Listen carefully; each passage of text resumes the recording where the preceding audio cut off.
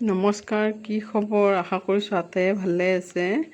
আৰু মই প্ৰসাদ খাই ৰৈ যোৱা এই বুট মগুখিনি এটা মই ৰেচিপি বনাব ওলাইছোঁ। সেয়েহে চাই থাকিব শেষলৈকে কি কৰোঁ, কি বনাওঁ। আৰু খাবলৈও খুব সোৱাদ হয়, কম সময়ত বনাব পাৰি।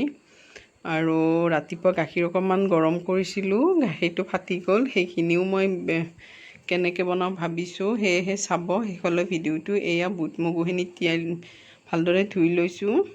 ধুই লৈ এয়া এতিয়া মই বইল হ'ব দিম। চাওকচোন মগুখিনি ধুনীয়াকৈ গজালি ওলাইছে। এয়া মই গেছত বহাই দিলোঁ আৰু অকণমান পানী দিলোঁ বইল হ'বৰ কাৰণে। এতিয়া বইল হ'ব দিম। আৰু ইয়াতে মই অকণমান নিমখ দি দিম এতিয়া সোৱাদ অনুযায়ী। আৰু যেতিয়া মাহ প্ৰসাদ থাকে ঘৰত, খাই যিখিনি বাচি যায় সেইখিনি এনেকৈ বনাই খাব পাৰে কেতিয়াবা আপোনালোকেও। মই মাজে মাজে খাওঁ এনেকৈ। আৰু ইয়াতে তেজপাত দুখিলা দি দিলোঁ। মানে বইল কৰোঁতে তেজপাত দুখিলা দিলে চেণ্টটো ধুনীয়া হয়। পিছত যেতিয়া তেল দিম তেতিয়া তেজপাত দুখিলা আঁতৰাই দিম।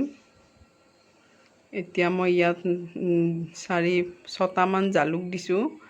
চেণ্টটো ধুনীয়া হয় আৰু বেলেগ জলকীয়া নিদিলেও হৈ যায়। জালুকৰ জ্বলাটো অকণমান চেণ্টটো ধুনীয়া হয়। এতিয়া মই ঢাকনিখন লগাই দিম আৰু 5-6টামান চিটি মাৰি ল'ম।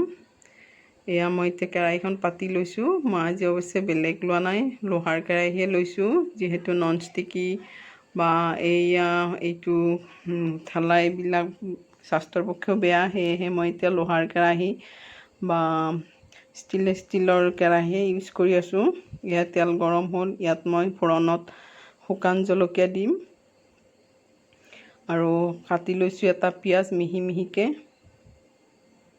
ইয়াত তেলখিনি গৰম হোৱাৰ পিছত এইখিনি দি দিলোঁ আৰু এইখিনি অকণমান ভজা কৰি ল'ম যাতে পিঁয়াজখিনি অকণমান নৰম হয়। নৰম হোৱালৈকে ফ্ৰাই কৰিম। আৰু মই এইখিনি লৰাই দিম ধুনীয়াকৈ যাতে নৰম হয়। এনেকৈ ভালদৰে পিঁয়াজখিনি লৰাই থাকিলে কালাৰটো ধুনীয়া হৈ আহিব আৰু পিঁয়াজখিনিও নৰম হৈ আহিব।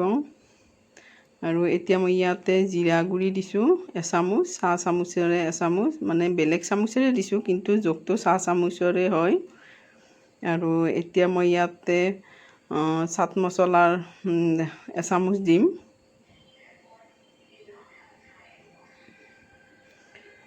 ইয়াতে এচামুচ দিছোঁ।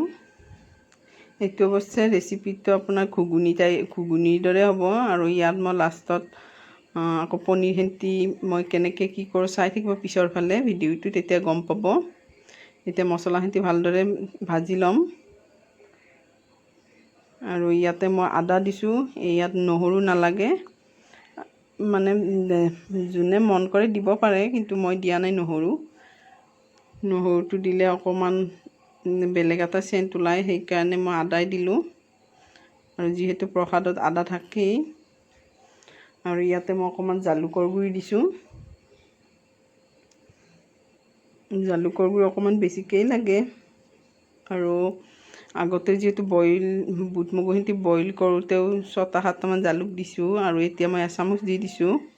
আকৌ এতিয়া কালাৰ অনুযায়ী হালধি দিলোঁ অকণমান। এতিয়া গোটেইখিনি বস্তু ফ্ৰাই কৰি ল'ম ভালদৰে। অকণমান পানী দিলে যেনিবা মছলাখিনি ভাল হ'লহেঁতেন, কিন্তু মই দিব বিচৰা নাই। যিটো বইল সেইখিনি হয়, তাত অকণমান পানী থাকে। এয়া বইল কৰা বুট মগুখিনি মই এতিয়া দি দিম, দি অকণমান ফ্ৰাই কৰি ল'ম। এতিয়া গোটেইখিনি দি ল'ম বুট মগুখিনি। তাৰপিছত ধুনীয়াকৈ লৰাই ফ্ৰাই কৰিম বস্তুখিনি। আপোনালোকেও কেতিয়াবা বনাই খাবচোন, ভাল পাব।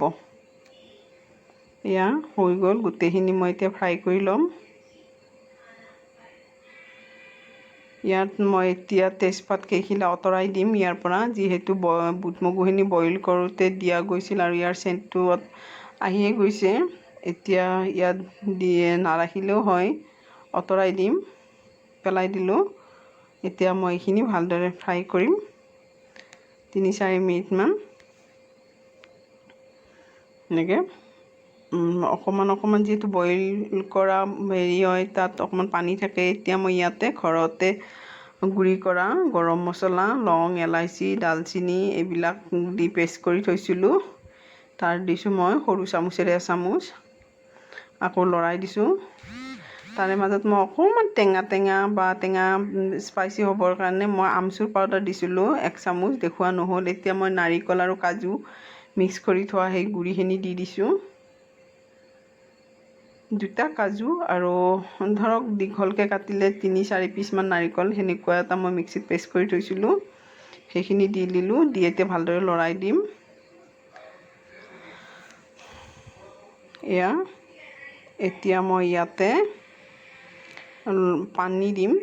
যিখিনি বুট মগু ফ্ৰাই কৰিছিলোঁ, বইল কৰিছিলোঁ তাৰ পানীখিনি আৰু তাৰ লগত আৰু অকণমান গৰম পানী মিক্স কৰি দি দিলোঁ। আৰু এয়া মই জলকীয়া দিব ৰৈ গৈছিলে, সেয়েহে ঘৰত গুড়ি কৰা জলকীয়া দিছোঁ 1 চামুচ, জ্বলা অকণমান ভাৱ থাকিব। এইটো এতিয়া আপোনালোকে কি বুলি কয় নাজানো, এইটো ঘুগুনি বুলিয়ে ক'বনে নে কিবা বেলেগে ক'ব নাজানো, কমেণ্ট বক্সত জনাবচোন ৰেচিপিটো চাই। আৰু ৰাতিপুৱা গাখীৰ ফাটিছিল বুলি কৈছিলোঁ নহয়, তাৰ মই অকণমান এনেকৈ পনীৰ বনাইছোঁ। পনীৰো হোৱা নাই, মানে ডাঠ কৰোঁতে ৰঙচুৱা হৈ গৈছিল, সেয়েহে মই অকণমান ফ্ৰিজত এনেকৈ কাটি দি দিলোঁ। ইয়াতে 2টাই কামত আহিল, বাচি যোৱা প্ৰসাদখিনিও আৰু ফটা গাখীৰখিনিও 2টাই কামত আহিল। এনেকৈ বনাই দিলোঁ, এটা ৰেচিপি হ'ল। আৰু আপোনালোকে গৰম ভাতত খাবচোন, খুব টেষ্টি, খুব সোৱাদ হৈছে আজি।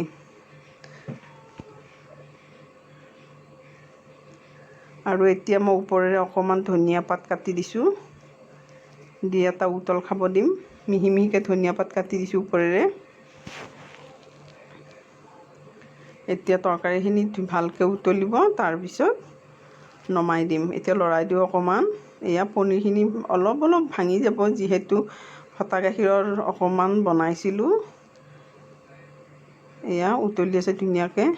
ইয়াতে মই এতিয়া অকণমান ওপৰেৰে বাটাৰ দি দিম, 1 চামুচ 1.5 চামুচমান হোৱাকৈ।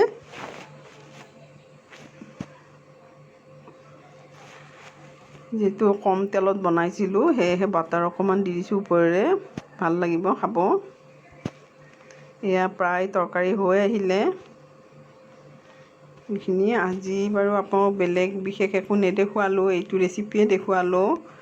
আৰু যদি ৰেচিপিটো ভাল লাগে তেতিয়াহ'লে আপোনালোকে ঘৰত বনাই খাবচোন আৰু কমেণ্টত জনাব কেনেকুৱা পালে। আৰু ভাল পালে লাইক কৰিব, শ্বেয়াৰ কৰিব আৰু মোৰ চেনেলটো ছাবস্ক্ৰাইব কৰি আগলৈ লৈ যাব বুলি আশা কৰিলোঁ। এয়া তৰকাৰীখিনি ধুনীয়াকৈ উতলিছে।